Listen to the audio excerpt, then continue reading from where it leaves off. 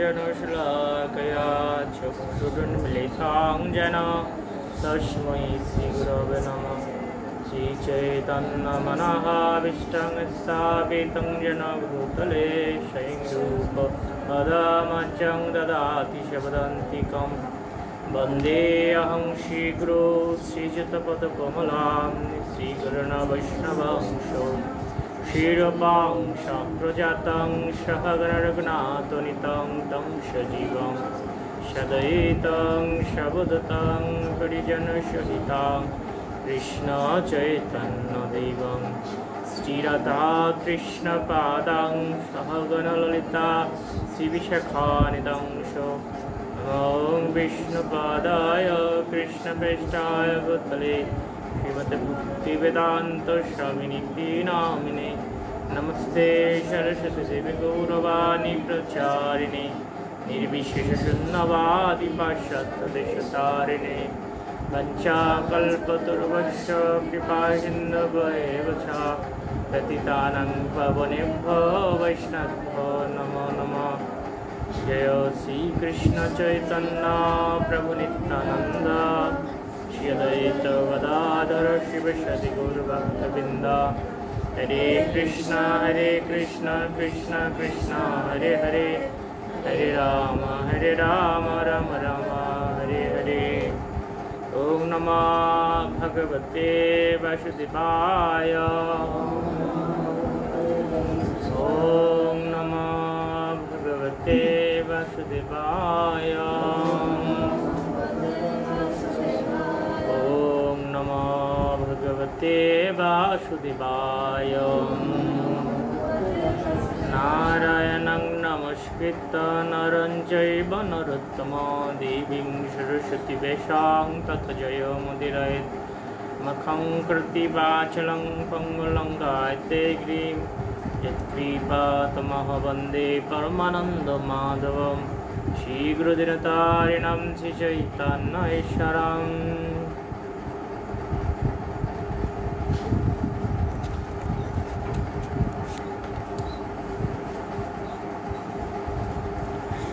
हरे कृष्ण। श्रुति भक्तमंडলী, আপনাদের সকলের শ্রীচরণ কমলে প্রণাম নিবেদন করছি এবং সকলকে কৃষ্ণপ্রীতি শুভেচ্ছা জানাচ্ছি। শ্রীমদ্ ভাগবতম দ্বিতীয় স্কন্ধ তৃতীয় অধ্যায় শুদ্ধ ভক্তি হৃদয়ের পরিবর্তন। শ্রী শুক উবাচ एवं एतत् निवेदितं पृष्ठवान् जम्बवानमं नृणां यत् श्रियमाणं मनुष्येषु मुनिशिष्णम्।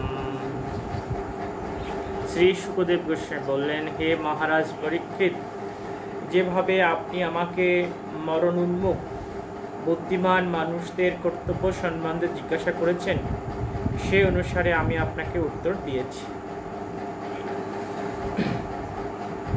এই অধ্যায় শুরুতে ছিল সুখদেব গোস্বামী পাদ, তিনি পরীক্ষিত মহারাজের যে প্রশ্ন করেছিলেন যে মরণ উন্মুখ ব্যক্তির কি কর্তব্য, সে সম্বন্ধে তিনি উত্তর যেটা দিয়েছেন সেটা আবার পুনরুক্তি করছেন। আমরা পূর্ববর্তী অধ্যায়ের অর্থাৎ দ্বিতীয় অধ্যায়ের লাস্ট শেষের দিকে শ্রবণ করেছি যে সুখদেব গোস্বামী পাদ তিনি বলছেন যে প্রত্যেকটা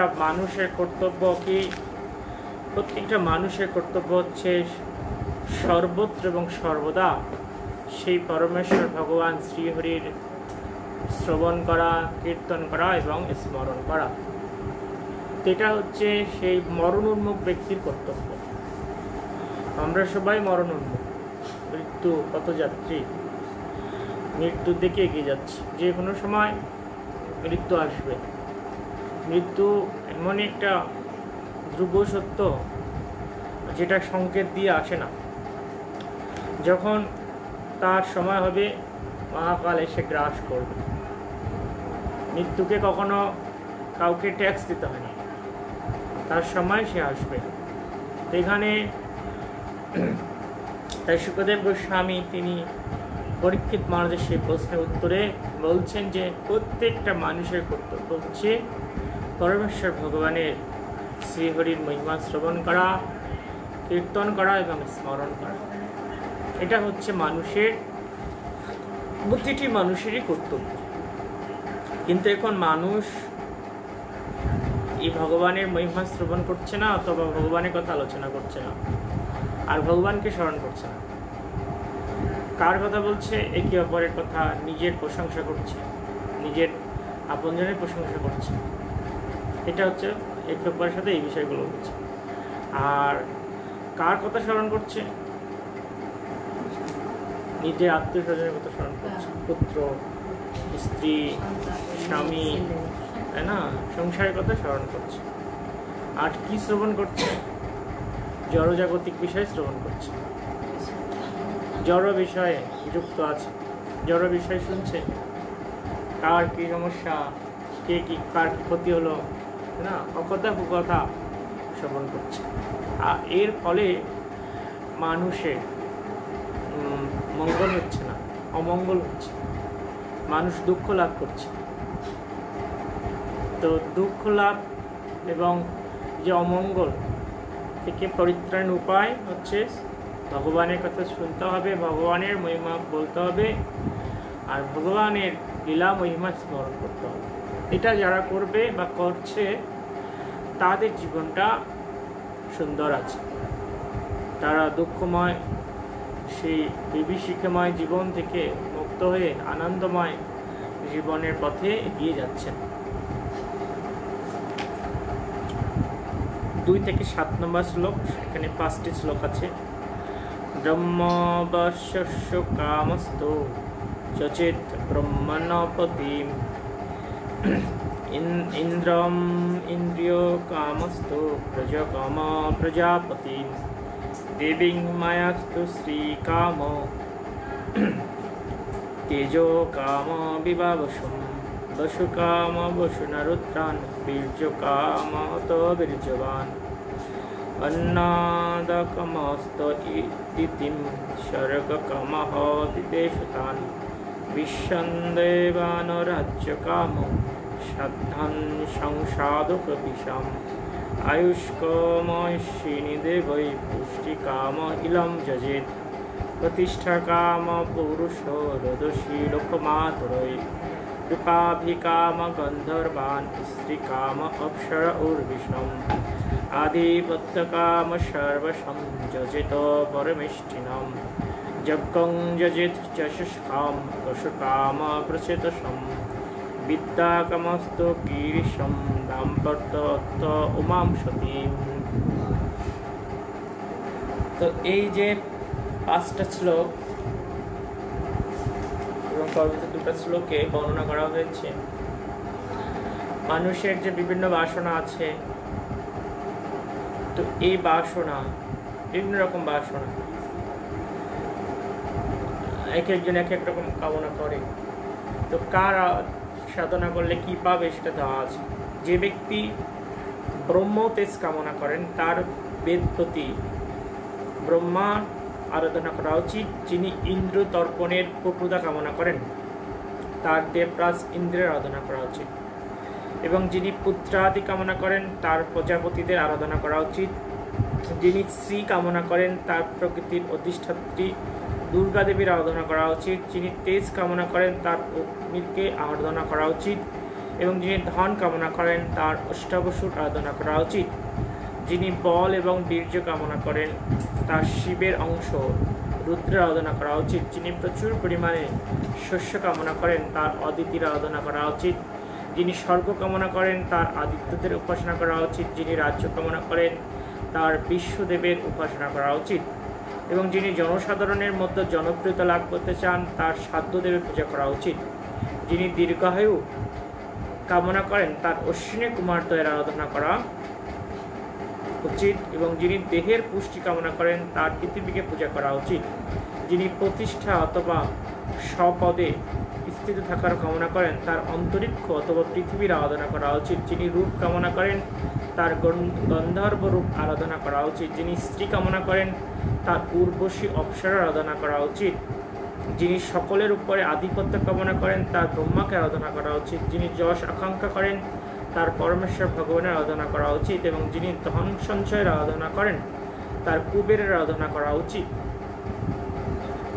যিনি বিদ্যালাভের অভিলাষ করেন তার শিবের আরাধনা করা উচিত, এবং যিনি দাম্পত্য প্রেম কামনা করেন তার সতী উমাদেবীর আরাধনা করা উচিত। তো দেখুন, এই যে বিভিন্ন বাসনা রয়েছে মানুষের, এই বাসনাগুলো এক একটা দেবতা হচ্ছে অধিষ্ঠাত্রী দেবতা, দেবী, মানে ওইটার প্রদান করতে পারেন। আমরা এই যে বিভিন্ন বাসনার কথা, যেমন যিনি দীর্ঘায়ু কামনা করছেন তার অশ্বিনী কুমার আরাধনা করা উচিত। তো এই যে 5টি শ্লোকে বিভিন্ন বাসনার বিষয় উল্লেখ আছে। তো এই বাসনা কিন্তু সব জড়, একটাও কিন্তু চিন্ময় না। দেখুন, স্বর্গ কামনা জড়, রাজ্য কামনা জড়, দীর্ঘায়ু কামনা জড়, প্রতিষ্ঠা কামনা জড়, এই সবই হচ্ছে জড় বাসনা। তো জড় বাসনা প্রকৃতপক্ষে কৃষ্ণ প্রেম দেয় না, আর জড় বাসনা কি দেয়? দুঃখ দেয়। যেমন আমরা ভগবদ গীতায় থেকে জানতে পারি যে কিভাবে মানুষ দুঃখ পায়। মাতৃস্পর্শন্ত তু কন্তেয় শীতোষ্ণ সুখ দুঃখদা, যে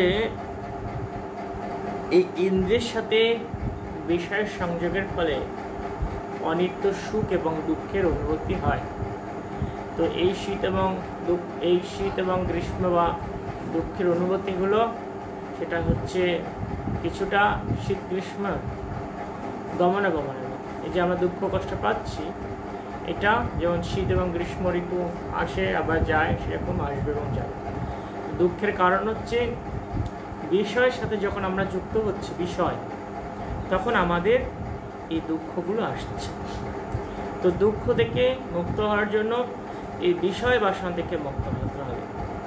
কিন্তু এই যে বিভিন্ন দেবতার উপাসনা বা বিভিন্ন বিশেষ ব্যক্তির উপাসনার কথা এই শ্লোকে বর্ণনা করা হয়েছে, 5টা শ্লোকে, অনেকে এগুলো চায়, তাই না? যেমন আমরা আলোচনা করেছি যে শ্রীমদ্ ভাগবতমে সমস্ত জ্ঞান দেওয়া আছে। শ্রীমদ্ ভাগবতমের মধ্যে সব শ্রেণীর মানুষ তাদের জীবনের প্রয়োজনগুলো মেটাতে পারবে। তো যাদের যে বাসনা, তারা সেভাবে সেই বিশেষ বিশেষ দেবতার পূজা করে, যেটা ভগবদ গীতায় ভগবান শ্রীকৃষ্ণ বলছেন যে বিভিন্ন বাসনা অনুসারে দেবতারা, ওই জীবেরা বিভিন্ন দেবতার পূজা করে। কিন্তু প্রকৃতপক্ষে এইগুলো লাভ করে কে কতটুকু সুখী আছে? যেমন কেউ যদি অনেক বিদ্যা অর্জন করে, তাহলে সেটা কি তাকে কতটুকু সুখ দান করে এবং তাকে অনেক অহংকারী করে তোলে। যেমন এখানে বলা হচ্ছে যে যিনি যশ কামনা করে, যদি কেউ অনেক যশস্বী হয় জগতে, তো কেউ যদি তার প্রশংসা করে, তখন তিনি অহংকারে আত্মহারা হয়ে যান, অহংকারে মত্ত হয়ে পড়েন। তবে দেখা যাচ্ছে এই জড় বাসনাগুলো প্রকৃতপক্ষে মানুষকে সুখ দেয় না, আনন্দ দেয় না, দুঃখ দান করে। 8 নম্বর শ্লোক, ধর্মার্থ উত্তম শ্লোকম তস্তু তদম পিতৃন যজেত রক্ষা কাম পূর্ণজনম অজ কাম মরুদ্গণম। পারমাত্মিক জ্ঞানের উন্নতি সাধনের জন্য শ্রী বিষ্ণু অথবা তার ভক্তদের আরাধনা করা উচিত। যারা সন্তানাদির কামনা করেন তাদের পিতৃবর্গের আরাধনা করা উচিত। যারা সুরক্ষা কামনা করেন তাদের পূর্ণবান যক্ষসমূহের, এবং যারা বল কামনা করেন তাদের বিভিন্ন দেবদেবীর আরাধনা করা উচিত। তো প্রথমে এখানে কি বলা হচ্ছে? যারা পারমার্থিক উন্নতি সাধনের চেষ্টা করেন। পারমার্থিক উন্নতিটা হচ্ছে আত্মিক উন্নতি, আর যে অন্যান্য বিষয়গুলো যেটা বর্ণনা করা হয়েছে এখানে, এটা হচ্ছে জড়জাগতিক উন্নতি। তো পারমার্থিক উন্নতি যদি কেউ করতে চায়, তাহলে তার শ্রী বিষ্ণু এবং তার ভক্তদের আরাধনা করতে হবে। তো যারা প্রকৃতপক্ষে পারমার্থিক উন্নতি চায়, তাদের উদ্দেশ্যে শ্লোকে বলা হয়েছে ধর্মার্থ উত্তম শ্লোকম। তাদের সে উত্তম শ্লোক ভগবানের এবং সে ভগবানের সে প্রিয় ভক্তের আরাধনা করতে হবে। যদি ভক্ত এবং ভগবানের আরাধনা কেউ করে, তাহলে কি হবে? তার যথার্থ পারমার্থিক উন্নতি হবে এবং তিনি এই জড়জগতের ক্লেশ থেকে মুক্ত হয়ে প্রকৃত আনন্দ লাভ করার সুযোগ পাবেন। 9 নম্বর শ্লোক, রাজ্য কামম আনন্দে বা নির্যতি ত অবিচরণ যজিত কাম কাম যজিত সমম কাম পুরুষম পরম। যিনি রাজত্ব কামনা করেন তার মনুদের আরাধনা করা উচিত, যিনি শত্রু বিজয় আকাঙ্ক্ষা করেন তার অসুরদের আরাধনা করা উচিত, এবং যিনি ইন্দ্র সুখভোগের বাসনা করেন তার চন্দ্রদেবের আরাধনা করা উচিত। কিন্তু যার কোনো জড় সুখভোগের বাসনা নেই তার পরমেশ্বর ভগবানের আরাধনা করা উচিত। আমরা ভগবদ গীতায় 2য় অধ্যায় পাচ্ছি, যারা ভোগ এবং ঐশ্বর্যের সঙ্গে একান্ত আসক্ত তারাই প্রকৃতপক্ষে দুঃখ লাভ করে। যাদের মধ্যে ভোগ এবং ঐশ্বর্য সুখ আছে, যারা অত্যন্ত ভোগী, যারা অত্যন্ত ঐশ্বর্য লাভ করতে চায়, তারা কি পায়? তারা প্রত্যেক পদে পদে দুঃখ পায়। এবং ভাগবতে বলা হচ্ছে জগৎটা কেমন, পদম পদম যত বিপদম। এখানে প্রতি পদে পদে বিপদ, প্রতি পদে পদে বিভিন্ন ভয়াবহ পরিস্থিতি রয়েছে। তো লাস্ট একটা সলিউশন এখানে দেওয়া হচ্ছে, যারা জড় সুখভোগের বাসনা যাদের নেই তাদের ভগবানের আরাধনা করা উচিত। এই জড় সুখভোগের বাসনা কারা করে? ভগবদ গীতায় বলা হচ্ছে যারা বিবেকহীন পুরুষ, যে হি সংস্পর্শ যা ভোগা দুঃখ জনয় এবতে আত্যন্ত বন্তে পন্তেও ন তেষু রমতে বোধ। যারা এভাবে, যে সে একমাত্র বিবেকহীন ব্যক্তিরা এই জড় সুখভোগের কামনা করে। তো এই ধরনের সুখভোগ আদি এবং অন্ত বিশিষ্ট, এর শুরু আছে এবং শেষ আছে। কিন্তু যারা বিবেকবান পুরুষ তারা কখনো জড় সুখভোগের বাসনা করে না, কেননা এই জড় সুখভোগ প্রকৃতপক্ষে দুঃখ দান করে। এই যে আমরা 2 থেকে 9 নম্বর শ্লোক পর্যন্ত পড়লাম, এখানে বিভিন্ন জড় সুখভোগ উপায় লাভ করার উপায় বর্ণনা করা হয়েছে। রাজত্ব, শত্রু বিজয়, ইন্দ্র সুখভোগ, তাই না? তো এইগুলো যারা বাসনা করছে প্রকৃতপক্ষে কিন্তু তারা কেউ সুখী না। আমরা জগতে দেখি যে অনেক মানুষ আছে, তার অনেক শক্তিমত্তা আছে। যেমন হিটলার ছিল খুব শক্তিশালী শাসক, কিন্তু তার পরাজয় হয়েছে, পতন হয়েছে। তো ইতিহাসে আমরা এরকম হাজার হাজার ব্যক্তির বর্ণনা পাই যারা অনেক শক্তিশালী শাসক, অনেক ঐশ্বর্যশালী ব্যক্তি, অনেক যশস্বী ব্যক্তি, অনেক রূপবান হওয়া সত্ত্বেও তাদের পতন হয়েছে এবং অত্যন্ত নিকৃষ্টভাবে তাদের মৃত্যুবরণ করতে হয়েছে। যেমন আমরা মহাভারতের কাহিনীতে দেখি যে সে কর্ণ, দ্রোণাচার্য, তারপরে দুর্যোধন, তারা অনেক শক্তিশালী ছিল, কিন্তু তারা যেহেতু ধর্মের পথ অবলম্বন করেনি, তাদের শুধু বাসনা ছিল কিভাবে মহৎ হওয়া যায়। তারা শ্রেষ্ঠ হতে চায়নি, মহৎ হতে চেয়েছিল। তো কৃষ্ণ ভক্তরা শ্রেষ্ঠ হয় ভগবানকে ভালোবাসার মাধ্যমে। তো এখানে বিষয়টা হচ্ছে যারা এভাবে ভগবানকে বাদ দিয়ে কোনো কিছু করতে চায়, ভগবানের বিরুদ্ধে করতে চায়, তারা যতই ধনে মদে সমৃদ্ধশালী হোক না কেন, তাদের একটা নির্দিষ্ট সময় পর পতন হয়। যেমন হিরণ্যকশিপু, রাবণ, কংস প্রভৃতি রাজারা তারা অত্যন্ত বলবান ছিল এবং শশকরা পৃথিবীর সম্রাট ছিল। হিরণ্যকশিপু, কংস, শিশুপাল, এরা অনেক কিছু ছিল ওদের, কিন্তু এদের কি ছিল? এরা হচ্ছে অসুর ছিল। কেন অসুর? যে তারা ভগবানকে মানত না, আর যার ফলে তাদের সমস্ত অর্জনগুলো বিনষ্ট হয়ে গিয়েছিল।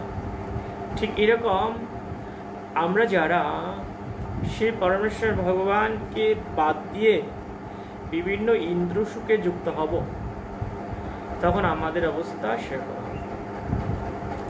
10 নম্বর শ্লোকে আরো স্পষ্টভাবে বর্ণনা করা হয়েছে। কি বলা হয়েছে? অকাম সর্বকাম বা মোক্ষ কাম উদারতি তীব্রেণ ভক্তি যোগেন যজেত পুরুষম পরম। এটা খুব ইম্পর্টেন্ট একটা শ্লোক। শিল প্রভুপাদ বিভিন্ন শ্লোকের তাৎপর্যে এই শ্লোকটি যুক্ত করেছিলেন যে অকাম সর্বকাম বা মোক্ষ কাম উদারতি তীব্রেণ ভক্তি যোগেন যজেত পুরুষম পরম। এর মধ্যে 3 শ্রেণীর ব্যক্তি আছে যখন। এটা হচ্ছে অকাম। অকাম মানে কি? যার কোনো জড় বাসনা নেই, কোনো জড় বাসনা নেই, তাকে বলা হচ্ছে অকাম। আর সর্বকাম, সর্বকাম মানে কি? যার অনেক বাসনা। এই যেমন আমরা এই যে 8টা শ্লোক পড়লাম, বহু বাসনার কথা বলা হয়েছে, তিনি হচ্ছে সর্বকাম। আর মোক্ষকাম, মোক্ষকাম মানে কি? যিনি হচ্ছে মুক্তি চায়, বুঝতে পারছেন? যার মুক্তি পাওয়ার আশা, যেমন যারা অষ্টাঙ্গ যোগ বা বিভিন্ন যোগ সাধনা করে, বিভিন্ন মুনি, তাই না, যোগী, এরা মুক্তি কামনা করে।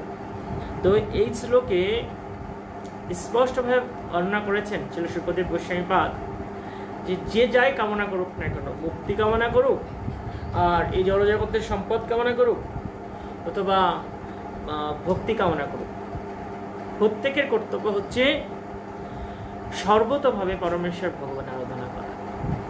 এই যেমন বিভিন্ন ব্যক্তিগত উল্লেখ আছে, ব্রহ্মা, অশ্বিনী কুমার, অথবা এই যে কি নাম, মনু, তারপর চন্দ্রদেব, সূর্যদেব, বরুণদেব, ইন্দ্রদেব, যাদের নাম এই কয়টা শ্লোকে বলা হয়েছে, তারা যা কিছু দান করছে কার কাছ থেকে নিয়ে দান করে বলুন? ভগবানের কাছ থেকে নিচ্ছেন, নিয়ে তারা দান করছে। অ্যাকচুয়ালি তাদের ব্যক্তিগত কোনো সম্পদ নেই, তারা যা কিছু লাভ করেছে সেটা ভগবানের মাধ্যমেই তাদের অর্জন। তো এই জন্য এখানে এই শ্লোকে সে স্পষ্ট সিদ্ধান্ত শ্রীমদ্ ভাগবতম দিচ্ছে যে প্রত্যেকের কর্তব্য হচ্ছে পরমেশ্বর ভগবানের আরাধনা করা। আর এই যেমন শ্রীমদ্ ভগবদ গীতায় 66 শ্লোকে আমরা বারবার উচ্চারণ করি, সর্বধর্মান পরিত্যাজ্য মামেকং শরণং ব্রজ, সব কিছু পরিত্যাগ করে আমার চরণে আত্মসমর্পণ করো। তো আপনারা জানেন সকলে যে এই শ্রীমদ্ ভগবদ গীতা হচ্ছে কি সমস্ত শাস্ত্রের সূত্র, বুঝতে পেরেছেন? সূত্র, এবং এর বিশদ ব্যাখ্যা হচ্ছে এই শ্রীমদ্ ভাগবতম। তো ওই যে শ্লোক যে সব কিছু পরিত্যাগ করে, যেমন এখানে অনেক বাসনার কথা বলা হয়েছে, এই যে 8টা শ্লোক আমরা পাঠ করেছি, বিভিন্ন বাসনা যেটা মানুষের রয়েছে, সেই বাসনাগুলো কে বর্ণনা করার পর শুকদেব গোস্বামী তিনি সর্বশেষ সলিউশন দিচ্ছেন যে সবার কর্তব্য হচ্ছে পরমেশ্বর ভগবানের আরাধনা করা। তো এই শ্রীমদ্ ভাগবতম এভাবে আমাদের সিদ্ধান্ত দিচ্ছে। তা আমাদের কি কর্তব্য? কার আরাধনা কর্তব্য? ভগবানের না অন্য কারো? ভগবানের। তো যারা এই শ্রীমদ্ ভাগবতমের সিদ্ধান্তকে গ্রহণ করার সুযোগ পেয়েছে বা শ্রীমদ্ ভাগবতমকে শ্রদ্ধা সহকারে গ্রহণ করেছে, তারা অত্যন্ত সৌভাগ্যবান। কেননা এই শ্রীমদ্ ভাগবতমকে বিশ্বাস করে তারা শ্রীকৃষ্ণের শ্রী পাদপদ্মের আরাধনা করছেন। তো এই আরাধনা করার মাধ্যমে কি হচ্ছে? তাদের জীবনটা ধন্যাতি ধন্য হচ্ছে। যেমন ধ্রুব যখন ছিল, উনি তপস্যা করতে গিয়েছিলেন, ছোট্ট বালক। তো আমরা শ্রীমদ্ ভাগবতমের বর্ণনা দেখতে পাই উনি তপস্যা করতে গিয়েছেন। তো ওনার তপস্যা করছেন বনে বসে বসে, তো ওই পাশের সামনে বাঘ বসে আছে, পাশে সিংহ বসে আছে, ওরা পাহারা দিচ্ছে, বাঘ সিংহ এদিকে বসে বসে পাহারা দিচ্ছে। কেন পাহারা দিচ্ছে? যেন কোনো কিছু ধ্রুব মহারাজের অনিষ্ট করতে না পারে। তো এভাবেই কেউ যখন পরমেশ্বর ভগবানের আরাধনা যুক্ত হয় তখন সকলে তাকে মানে সহযোগিতা করে। যেমন আমরা দেখতে পাই, যেমন এই যে যখন কেউ অত্যন্ত এই শ্রীমদ্ ভাগবতের বর্ণনা আমরা দেখি যে মহিমান্বিত কর্ম যখন কেউ করে তখন আকাশ থেকে পুষ্প বৃষ্টি হয় তার উপরে। পুষ্প বৃষ্টি কারা করে? আকাশ থেকে দেবতারা, গন্ধর্ব লোকেরা, তাই না, অপ্সরাগণ, তারা পুষ্প বৃষ্টি করছেন সেই মহতের উদ্দেশ্যে। যখন কেউ অনেক সুন্দর করে ভগবানের মহিমা কীর্তন করেন, যেমন তীর্থ মহারাজের উদ্দেশ্যে পুষ্পবৃষ্টি হয়েছিল, ধ্রুব মহারাজ, তারপরে প্রহ্লাদ মহারাজ, তারপরে মনে করুন অম্বরীশ মহারাজ, ভরত মহারাজ, এরকম যে বর্ণনাগুলো আমরা পরবর্তীতে মানে পাবো, শুনবো, সেখানে আমরা দেখবো যে যারা এভাবে ভগবানের সেবা যুক্ত হয়েছে সম্পূর্ণভাবে, তাদেরকে দেবতারা, গন্ধর্বরা, মুনি ঋষিরা সর্বতর সহযোগিতা করছেন এবং তাদের উপরে পুষ্পবৃষ্টি করছেন। তাহলে এর থেকে আমরা কি সিদ্ধান্ত পেতে পারি? সিদ্ধান্তটা এটাই যে প্রত্যেকেই চায় আমরা কৃষ্ণ আরাধনা করি। আমরা এই দ্বিতীয় স্কন্ধে আরও 1-2 অধ্যায় পরে পাবো যে ব্রহ্মার কাছে নারদ মুনি এসেছিলেন। তা নারদ এসে বলছে, ব্রহ্মাকে বলছেন আপনিই তো স্রষ্টা। তা ব্রহ্মা কিছু বলছেন না। তো একটা পর্যায়ে নারদ বলছেন, হে পিতৃদেব, আপনাকে আমি দেখছি যে আপনি ধ্যান করছেন, তা আপনি যদি স্রষ্টা হন তাহলে কেন ধ্যান করছেন? তখন ব্রহ্মা বলছেন যে দেখো, আমি আসলে প্রকৃত স্রষ্টা না, আমি হচ্ছে গৌণ স্রষ্টা। আর মুখ্য স্রষ্টা কে? মুখ্য স্রষ্টা হচ্ছেন কে? শ্রীকৃষ্ণ।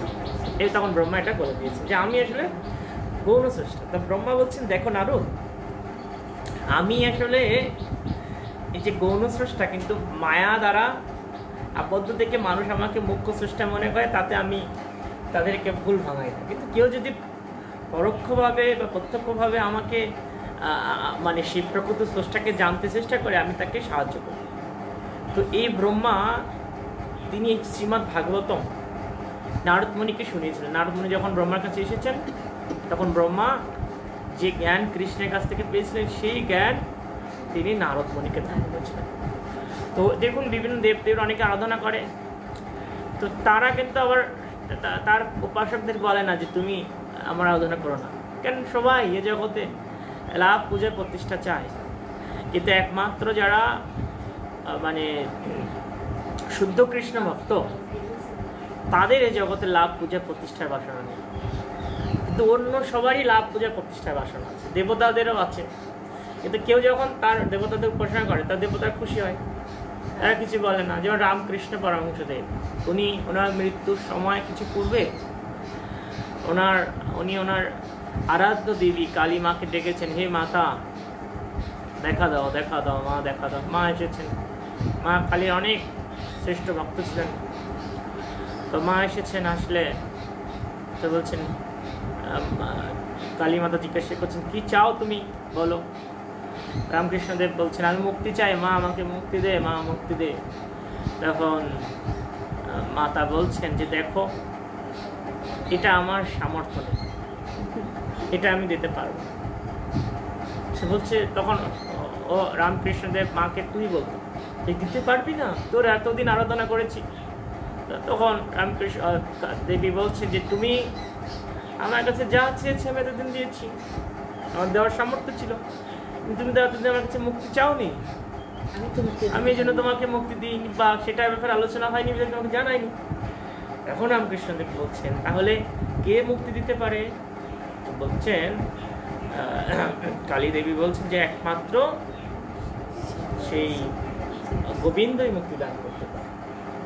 তো তৎপরবর্তীতে রামকৃষ্ণদেব তিনি নিজেই রাধা গোবিন্দের মূর্তি স্থাপন করলেন সেই কি কালী মন্দির, কলকাতার দক্ষিণেশ্বর, এখানে রাধা কৃষ্ণের মূর্তি আছে, শ্রীবিগ্রহ আছে, সেখানে উনি পূজা করেছেন লাস্ট সময়। তো এখন তাদের অনুসারী এটা স্বীকার করেন না, আমরা এটা নিয়েও তর্ক করি না। কিন্তু এটা কেন বলছি, যে এই জন্য যে প্রকৃতপক্ষে দেবতারা তখন সাহায্য করবে যখন কেউ কৃষ্ণের আরাধনা করবে, কিন্তু কৃষ্ণের আরাধনা না করে কেউ যখন দেবতাদের আরাধনা করবে, তখন দেবতারা তাতে অখুশি হন না, বরং খুশি হন যে আমার আরাধনা করছে ভালো, আমার যেটুকু শক্তি আছে, আমার যেটুকু সামর্থ্য আছে, আমি তাকে দান করতে পারি। এরপরে 11 নম্বর শ্লোক, এতবান যজতমিহ নিঃশ্রেয়স উদয় ভগবতী অচলা ভাব যত ভাগবত সঙ্গত। বিভিন্ন দেবদেবীর পূজকেরা এই পৃথিবীতে ভগবানের শুদ্ধ ভক্তের সঙ্গ প্রভাবে পরমেশ্বর ভগবানের প্রতি যে স্বাভাবিক আকর্ষণরূপ অবিচলিত ভক্তি লাভ করেন, তারই ফলে তাদের সর্বোত্তম কল্যাণ সাধিত হয়। তো দেখুন যে এখানে আরো ক্লিয়ার করে বলছেন যে বিভিন্ন দেবতার পূজকেরা, অনেক দেবদেবী আছে, 33 কোটি দেবদেবী আছে। তো তাদের বিভিন্ন মানে যেমন আমাদের বাংলাদেশে হয়তো কম দেবদেবীর পূজা হয়, কিন্তু ইন্ডিয়াতে, ভারতবর্ষে অনেক দেবদেবীর আরাধনা আছে, অনেক মত পথ অবলম্বী আছে। তো তাদের সম্বন্ধে এখানে বলা হয়েছে, তারা যখন ভগবানের শুদ্ধ ভক্তের সঙ্গের প্রভাবে তারা কি পায়, কৃষ্ণের প্রতি ভক্তি লাভ করে। এই ধরনের ব্যক্তিরা দেবদেবীর আরাধনা করছে, তারা কিছু না কিছু ধর্ম আচরণ করছে, কমসে কম কিছু করছে, কিছু না করার থেকে তারা কিছু করছে। তো তাদের ভেতরে ভক্তি আছে বিধায় তারা আরাধনা করছে। তো এই ধরনের ব্যক্তিরা যখন কৃষ্ণ ভক্তের সান্নিধ্য লাভ করেন, তখন তাদের সর্বোত্তম কল্যাণ সাধিত হয়। কেন? কৃষ্ণ ভক্তের সঙ্গ হচ্ছে অত্যন্ত দুর্লভ, এবং কৃষ্ণ ভক্তের সঙ্গ প্রভাবে সর্বমঙ্গল সাধিত হয়। যেমন আমরা কি বলি, বৈষ্ণব যে বন্দনা, সেখানে বলি যে গঙ্গার পরশ হইলে পশ্চাতে পাবন, নাকি? গঙ্গার পরশ মানে গঙ্গার স্পর্শ যত সময় হবে, যখন হবে তখন পশ্চাতে পাবন, পাপ দূরে চলে যাবে। কিন্তু বৈষ্ণবের গুণ কি? দর্শনে পবিত্র করো, এই তোমার গুণ। বৈষ্ণব এত পাওয়ারফুল, শুধু দর্শনের মাধ্যমে পবিত্র করতে পারে না। তো এইভাবে যখন কেউ এভাবে শুদ্ধ ভক্তের সঙ্গ লাভ করেন, তখন তার ভিতরে পরিবর্তন হয়। যেমন শিল প্রভুপাদের সঙ্গ লাভ করে পৃথিবীব্যাপী সেই সমস্ত নির্বিশেষবাদী, শূন্যবাদী, আমার প্রভুপাদের প্রণাম মন্ত্র বলি না যে নির্বিশেষ ও শূন্যবাদী, অ্যাকচুয়ালি সেই বহির্বিশ্বগুলোতে ভগবত ভক্ত ছিল না, সবাই ছিল নির্বিশেষবাদী অথবা শূন্যবাদী অথবা নাস্তিক। তো সেই সমস্ত ব্যক্তিরা শিল প্রভুপাদের সান্নিধ্যে এসে তারা কৃষ্ণ ভক্ত হওয়ার সুযোগ পেয়েছে। তো এইভাবে যারা কৃষ্ণ ভক্ত, তাদের কর্তব্য হচ্ছে কৃষ্ণের মহিমাকে সুবিস্তৃত করার জন্য সর্বত্র বিচরণ করা, সেই করুণা বাড়ি বর্ষণ করা। যেমন সূর্যদেব ভগবানের ভক্ত, তিনি তার করুণা বিতরণ করেন, কারোর প্রতি তিনি পক্ষপাতিত্ব করেন না, সমভাবে তার কিরণ পৌঁছে দেন। এমনকি একটা বিষ্ঠাকে পর্যন্ত কিরণ দেয় সূর্যদেব, দিয়ে তাকে তার সেই কুভাব দূর করে দেয়। বিষ্ঠা যখন সূর্য তেজে পায় তখন তার দুর্গন্ধ চলে যায়। তো সূর্য তেজ মানে এরকম যে সূর্যদেব তিনি দেখুন কত সুন্দরভাবে তার ডিউটি পালন করছেন, যার জন্য তিনি এত মহিমান্বিত। ঠিক শিল প্রভুপাদ তিনি সুন্দরভাবে ডিউটি পালন করেছিলেন কৃষ্ণমানব প্রচার করে, সেজন্য তিনি আজকে জগৎগুরু হয়েছেন, সকলে তার আরাধনা করছে, তার পূজায় যুক্ত আছে। ঠিক এরকম আজকে আমাদের যারা বৈষ্ণব সমাজ আছেন, প্রত্যেকেরই ডিউটি রয়েছে। মহাপ্রভু তিনি প্রত্যেকের উদ্দেশ্যে বলেছেন যে সর্বত্র পৃথিবীতে আছে যত নগরী গ্রাম, সর্বত্র প্রচারবে না মরে না, যারে দেখো তারে কহ কৃষ্ণ উপদেশ, আমার আজ্ঞা গুরু হয়ে তার এই দেশ। মহাপ্রভু প্রত্যেককে আহ্বান করেছেন, ভারত ভূমিতে হইল মনুষ্য জন্ম, যার জন্ম সার্থক করি কর পর উপকার। এটা মহাপ্রভুর নির্দেশ। তো এই নির্দেশনা শুধু যারা মঠ মন্দিরে আছে তাদের জন্য নয়, এটা সকলের জন্য। যারা মহাপ্রভুর অনুসারী তাদের সকলেরই কর্তব্য হচ্ছে এই কৃষ্ণ ভাবনার যে পরশ অপরকে দান করা। তো আমরা এই যে কয়েকটা উদাহরণ দিলাম যে উদাহরণের মাধ্যমে আমরা উপলব্ধি করলাম, তো কৃষ্ণ ভক্তের কর্তব্য হচ্ছে এই ভগবানের মহিমাকে সুবিস্তৃত করা। কেননা কৃষ্ণ ভক্ত ভগবানের শক্তিমান, ভগবান তাদেরকে শক্তি দান করছেন। কৃষ্ণ ভক্তদের উচিত সর্বত্র প্রচার করা কৃষ্ণ ভক্তি। তাতে কি হবে? ভগবানের কৃপা তারপর বর্ষিত হবে এবং জগতে যত কৃষ্ণ ভক্তের সংখ্যা বৃদ্ধি পাবে তত মঙ্গল হবে। শিল প্রভুপাদ তিনি বলছিলেন যে জগতে যদি 1% কৃষ্ণ ভক্ত হয় কলিযুগে, মাত্র 1%, তবুও জগতে অত্যন্ত সুন্দর পরিবেশ আসবে। মাত্র 1% কৃষ্ণ ভক্ত যদি জগতে হয় কলিযুগে, তবুও সুন্দর পরিবেশ তৈরি হবে। তো আমাদের কৃষ্ণ ভক্ত সংখ্যা যদিও দিনে দিনে বৃদ্ধি পাচ্ছে, কিন্তু সবাই যদি দায়িত্ব গ্রহণ করে তাহলে আরও অনেক বৃদ্ধি পাবে। তাই সবাইকে দায়িত্ব গ্রহণ করতে হবে। আমরা এই যে শ্রীমদ্ ভাগবতম শ্রবণ করছি, শ্রীমদ্ ভাগবতমের আবির্ভাব দিন আগামীকাল, ভাগবত জয়ন্তী মহোৎসব।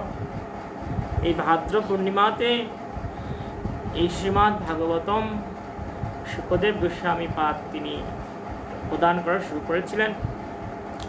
তো এই শ্রীমদ্ ভাগবতম অত্যন্ত শ্রেষ্ঠ গ্রন্থ এই কলিযুগের অধপতিত মানুষদের জন্য। তাই শ্রীমদ্ ভাগবতমের শিক্ষা আমাদের নিজে লাভ করতে হবে এবং অপরের মাঝে এটা প্রচার করতে হবে। তাই শিল প্রভুপাদ তিনি চেয়েছেন, I want every respectable family should have a full set of Bhagavatam, Chaitanya Charitamrita and Srimad Bhagavad Gita. Prabhupada এটা নির্দেশ দিয়েছেন, তিনি তার মনোভাব ব্যক্ত করেছেন যে প্রত্যেকটা দায়িত্বশীল ব্যক্তির পরিবারে ভাগবতম থাকবে, চৈতন্য চরিতামৃত থাকবে এবং শ্রীমদ্ ভাগবত গীতা থাকবে।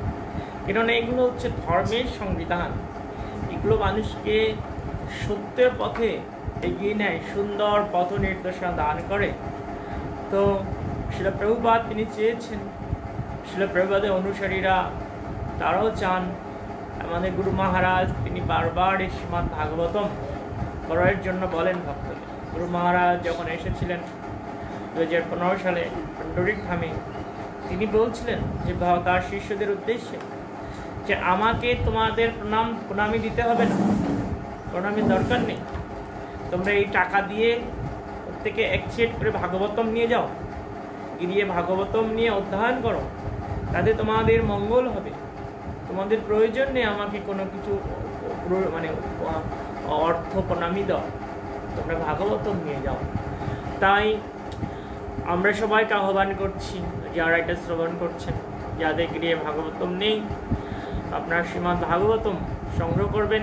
যাদের অনেক সামর্থ্য আছে ভাগবতম দান করবেন, তাতে পরমেশ্বর ভগবান অত্যন্ত সন্তুষ্ট হবে।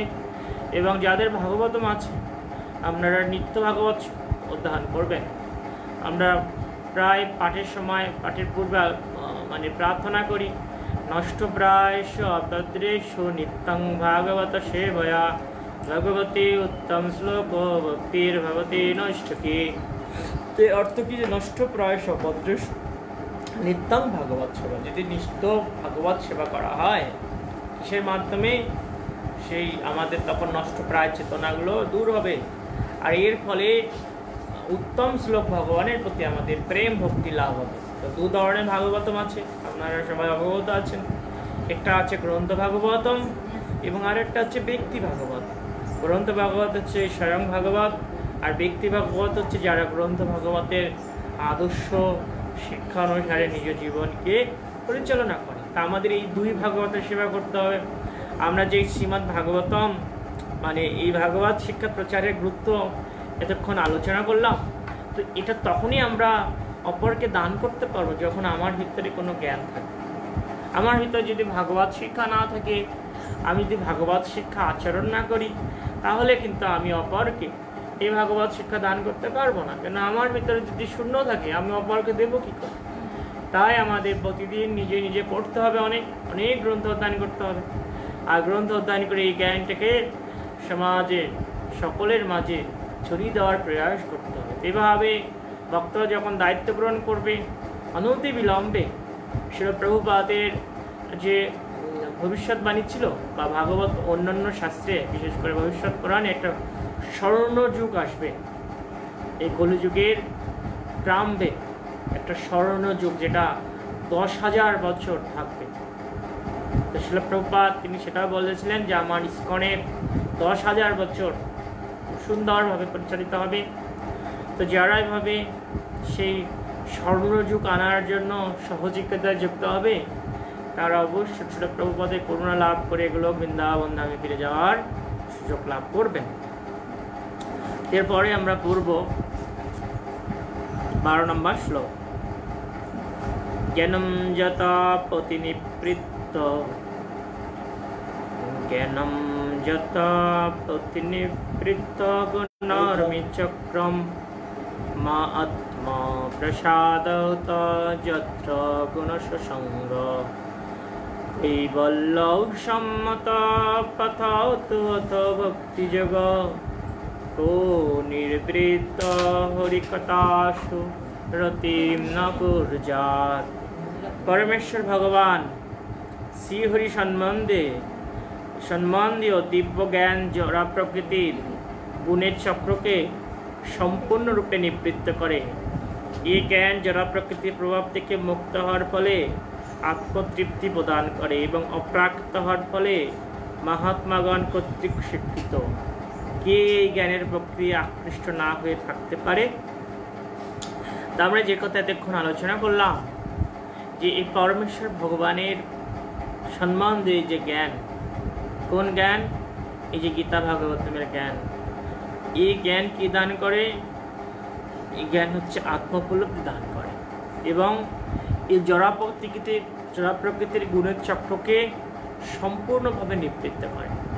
আমরা এই জড়া প্রকৃতির প্রভাবে এত এই জগতে আবদ্ধ আছি, আমরা বুঝতে পারছি না যে এখানে যে দুঃখ পাই, যন্ত্রণা পাই, ক্ষণিকে ক্ষণিকে আমরা বুঝতে পারি, কিন্তু জড়া প্রকৃতি আমাদের এমনভাবে আটকে রেখেছে।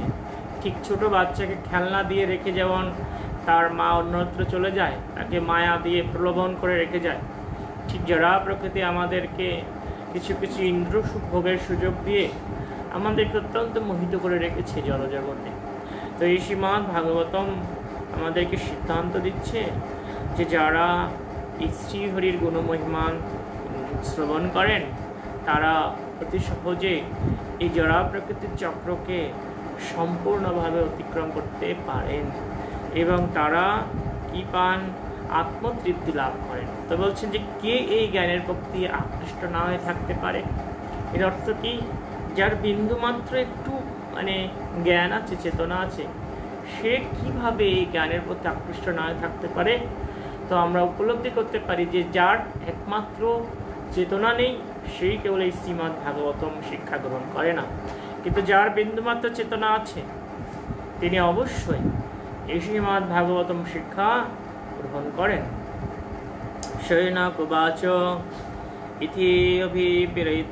ইতি অভিবারিতম রাজা নিশম্য ভরতস্য কিমন্নাৎ পৃষ্ঠবান ভূয় ভয়াশকী নৃসিংহকবিম।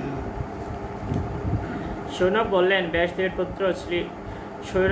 ব্যাসদেবের পুত্র ছিল শুকদেব গোস্বামী ছিলেন একজন অতি বিদ্বান ঋষি এবং তিনি কাব্যের আকারে সবচেয়ে 10 বর্ণনা করতে পারতেন। তার কাছ থেকে এসব বিষয় শ্রবণ করার পর পরীক্ষিত মহারাজ তাকে পুনরায় কি জিজ্ঞাসা করেছিলেন?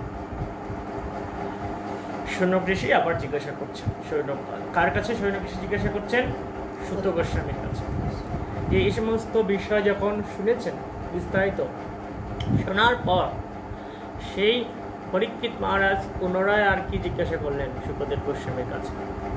এতৎ শুশ্রূষতম বিদ্বান সুত নঃ শ্রীভাষিতম কথা হরি কথা উথর্কা যথা সুসদসী ধ্রুবম। হে বিদ্বান সুত গোস্বামী, দয়া করে আপনি আমাদের বলুন তারপর কি হয়েছিল, কেননা আমরা তা শুনতে ঐকান্তিকভাবে আগ্রহী। ভগবত ভক্তের সবাই যে কথা হয় তা নিশ্চয় হরি কথা ব্যতীত আর কিছু হতে পারে না। এখানে দুটো সিদ্ধান্ত আছে। সেটা হচ্ছে যে ভগবান হরে কৃষ্ণ, এখানে দুটো সিদ্ধান্ত আছে। একটা হচ্ছে আমরা শুনতে ঐকান্তিকভাবে আগ্রহী, তো এই ভগবত কথা কিভাবে শ্রবণ করতে হয়? ঐকান্তিক ভাব নিয়ে। যদি ঐকান্তিক ভাব না থাকে, খুব গুরুত্ব সহকারে শ্রবণ না করা হয়, তাহলে ভগবত কথা ক্রিয়া করে না। তাহলে আমাদের এটা বুঝতে হবে, ঐকান্তিক ভাব থাকতে হবে। আমরা যে ভাগবতম শ্রবণ করছি, ঐকান্তিক ভাব নিয়ে আমাদের শুনতে হবে। তাহলে কেবল আমরা এই ভাগবতম শিক্ষা দিয়ে হৃদয়গম করার সুযোগ পাব। তো লাস্ট আরেকটা এখানে আলোচনা হয়েছে যে ভগবত ভক্তের সবাই যে কথা হয় তা নিশ্চয় হরিকথা ছাড়া আর কিছু হতে পারে না। এটা অনেক গুরুত্বপূর্ণ। তাহলে ভগবত ভক্ত যারা আছেন তাদের কি আলোচনা করা উচিত? হরিকথা, অন্য কোনো বিষয় আলোচনা করা উচিত না। কিন্তু আমাদের যারা ভগবত ভক্ত আছে তারা কিন্তু হরিকথা তেমন আলোচনা করে না। তারা নিজের কথা আলোচনা করে, অন্যের নিন্দার কথা আলোচনা করে। তো অ্যাকচুয়ালি যথার্থ ভগবত ভক্ত এরা নয়। যারা ভক্তরা বসে অন্য আকথা কুকথা বলে, শিলা প্রভুপাদ বলছেন ইতিহাস, গল্প, উপন্যাস, নাটক, পত্রপত্রিকা ইত্যাদি পাঠ করার স্বাভাবিক প্রবণতা মানুষের রয়েছে। এগুলো রয়েছে, মানুষ এই সমস্ত জড়জাগতিক বিষয়ে খুব যুক্ত আছে, কিন্তু ভক্তদের এগুলো থাকা উচিত না। ভক্তদের অবশ্য চিন্ময় বিষয়, অবশ্য ভগবত সম্বন্ধে বিষয় সম্বন্ধে জিজ্ঞাসা থাকা উচিত এবং আলোচনা করা উচিত। শিলা প্রভুপাদ বলছেন যেহেতু এই প্রবণতাগুলো মানুষের রয়েছে বহুদিন যাবৎ, তো মানুষের কর্তব্য কি? যেটা এগুলো রয়েছে মানুষের, তো মানুষের কর্তব্য হচ্ছে এই গুণটাকে, যেহেতু পড়ার অভ্যাস আছে, পেপার পড়ে, এবং জগতে মানুষ আছে যা 20-24 পৃষ্ঠার পেপার শেষ করে, বহু মানুষ। কিন্তু যারা আধ্যাত্মিক উন্নতি করতে চায় তারা তাদের এই জড় বিষয়টাকে চিন্ময় বিষয়ে রূপান্তরিত করতে পারে। 2 ঘন্টা ধরে পেপার না পড়ে তারা 2 ঘন্টা ধরে ভাগবত অধ্যয়ন করতে পারে। তো এতে কি হবে? এতে তার মঙ্গল হবে। তাই শিলা প্রভুপাদ তিনি বলছেন যেহেতু আমাদের কথা বলার প্রবণতা রয়েছে, তা আমরা জড় বিষয়ের কথা না বলে, আকথা কুকথা না বলে আমরা কৃষ্ণ সম্বন্ধে কথা বলতে পারি, তাই না? অন্য বিষয়ের কথা না বলাই আমাদের উচিত। যখন অন্য বিষয়ে আমরা কথা বলি তখন আমাদের চেতনাটা কুলসিত হয়। এতে যখন কৃষ্ণ সম্বন্ধে কথা বলি তখন আমাদের চেতনাটা পবিত্র হয়। তো অ্যাকচুয়ালি কেন এই যে অনেক ভক্তদের উন্নতি হচ্ছে না? কেননা তারা যদি জড় বিষয় যদি আলোচনা করে তখন তাদের অবস্থা হয় এই জড় বিষয় আলোচনা করার জন্য তাদের যথার্থ উন্নতি হচ্ছে। তো এই শ্রীমদ্ ভাগবতম যখন কেউ অধ্যয়ন করে তখন তিনি বুঝতে পারেন যে তার কখনো অকথা কুকথা বলা উচিত না। যেমন রূপগোস্বামীপাদ তিনি প্রথমে বলছেন যে বাচ বেগম, এই বাক্যর বেগটা দমন করতে হবে। বাক্যর বেগ অত্যন্ত খারাপ, অত্যন্ত খারাপ। আমরা শুধু কথা বলতেই চাই, নিজের বিষয়টাকে শুধু শোনাতে চাই। কিন্তু দেখুন, ভগবান আমাদের 2টো কান দিয়েছেন আর একটা মুখ দিয়েছেন। এর অর্থ কি? যে আমাদের বেশি শুনতে হবে আর কম কথা বলতে হবে। তা মানুষ বেশি শোনে না, কম শোনে আর বলে বেশি। এটার জন্য আজকে তো অসুবিধা। মানুষ যখন বেশি শুনবে তখন মানুষের মঙ্গল হবে। আর কার কাছ থেকে শুনবে? সাধুর কাছ থেকে শুনলে মঙ্গল। শ্রবণম মঙ্গলম।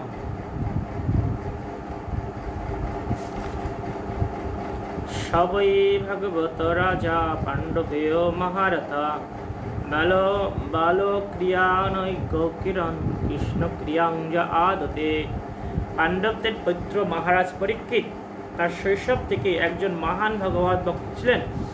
পুতুল খেলা নিয়ে খেলার ছলে তিনি পরিবারের শ্রী বিগ্রহের পূজায় অনুকরণে ভগবান শ্রীকৃষ্ণের পূজা করতেন। এখানে পরীক্ষিত মহারাজ একটা গুণের কথা উল্লেখ করা হয়েছে।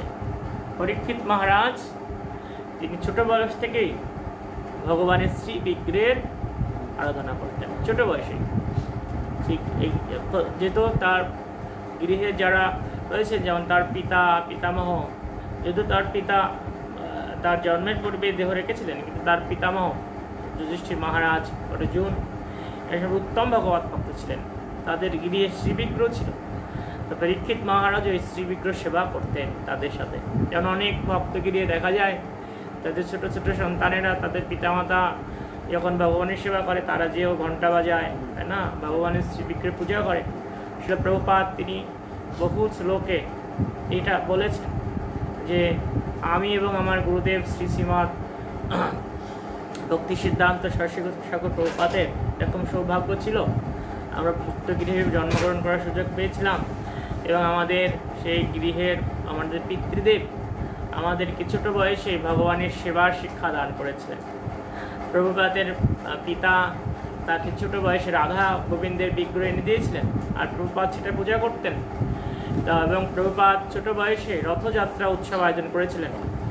তার যখন অত্যন্ত বাল্যাবস্থা তখন প্রভুপাদ তার বন্ধুদের নিয়ে সেই প্রভুপাদের বাড়ির আশেপাশে রথযাত্রা আয়োজন করেছিলেন। তো এখানে যেটা বলা হয়েছে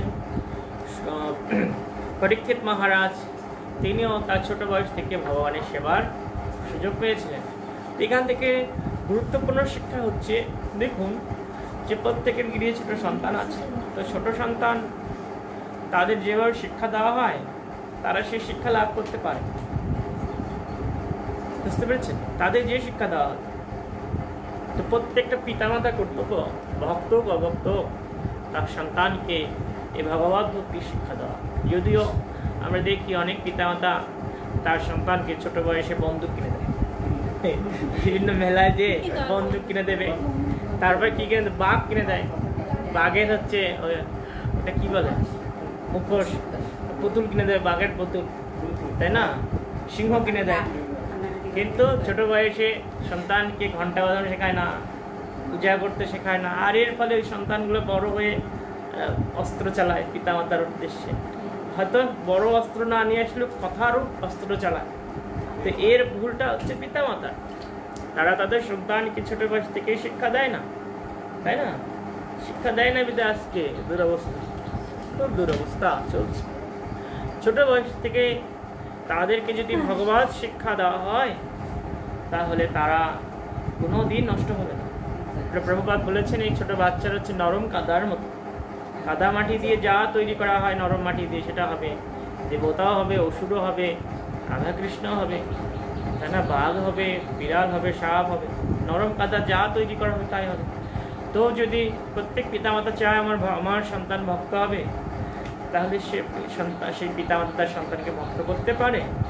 তো এইখানে গুরুত্বপূর্ণ বিষয় হচ্ছে যে কোনো সন্তান যদি ভক্ত হয়, শুদ্ধ ভক্ত, তাহলে তিনি সপ্তম পুরুষ পর্যন্ত উদ্ধার করেন। সপ্তম পুরুষ তার কৃপায় উদ্ধার হয়ে যায়। যদি মহাভাগবত সন্তান লাভ করে তাহলে 21 পুরুষ পর্যন্ত উদ্ধার হয়। এখানে শিক্ষণের বিষয় হচ্ছে প্রত্যেক পিতামাতার কর্তব্য তার সন্তানকে শুরু থেকেই এই ভগবত শিক্ষা দেওয়া। কিন্তু হচ্ছে বিপরীত, আমরা অনেক গৃহে দেখি স্বামী স্ত্রী ভক্ত হয়েছে কিন্তু তার সন্তানকে তারা ভক্ত করে না। তারা বলে যে ছোট মানুষ, এটা যদি আবার নিরামিষ খায় কি ক্ষতি হবে ঠিক নেই, নিজেরা খাচ্ছে কিন্তু সন্তানের মুখে বিষ তুলে দিচ্ছে। ওই সমস্ত পিতামাতারা আমি অনেক পরিবারে দেখেছি সন্তানকে ভক্ত করতে চায়, নিজেরা ভক্ত হয়েছে কি বা আমরা যদি জিজ্ঞাসা করি কেন এটা করছেন, প্রভু তো ছোট, একটু বড় হোক, একটু পাপ টাপ করে নিক, কিন্তু ওই সন্তান বড় হয়ে আর ভক্ত হয় না। আমাদের অনেক খুলনায় অনেক ভক্ত পরিবার, স্বামী স্ত্রী ভক্ত কিন্তু সন্তান ভক্ত হয় না। তো ওই সমস্ত পিতামাতাদের কত দুঃখ, তারা মৃত্যুর পর ওই সন্তান, অভক্ত সন্তান তাদের শ্রাদ্ধ ক্রিয়াদি করবে। তাদের এখন তারা এত বড় ভক্ত হয়েছে, ব্রাহ্মণ দীক্ষা দীক্ষিত হয়েছে, কিন্তু সন্তানদের তারা মানে ভক্তি জীবনে শিক্ষা দিতে পারেনি।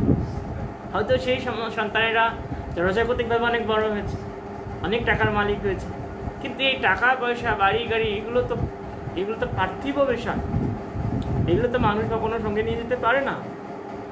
একমাত্র প্রেম ভক্তি হচ্ছে মানুষের সঙ্গী। তাই প্রত্যেকটা পিতামাতার কর্তব্য হচ্ছে তার সন্তানকে ভগবত শিক্ষা দান করা, দান করে তাকে সুউন্নত করা, আদর্শ কৃষ্ণ ভক্ত তৈরি করা।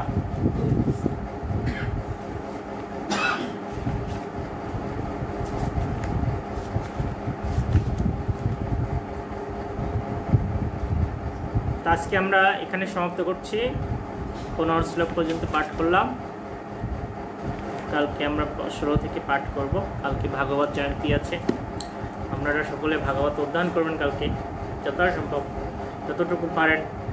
এবং যাদের গৃহে ভাগবত আছে আপনারা ভাগবতকে পূজা করবেন।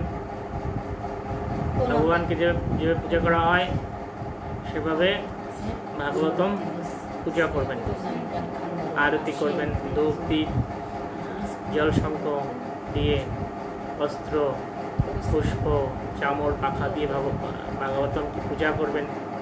ভাগবতমকে ভোগ নিবেদন করতে পারেন, কেননা সাক্ষাৎ ভগবান এই ভাগবত রূপে এই জগতে প্রকাশিত হয়েছেন।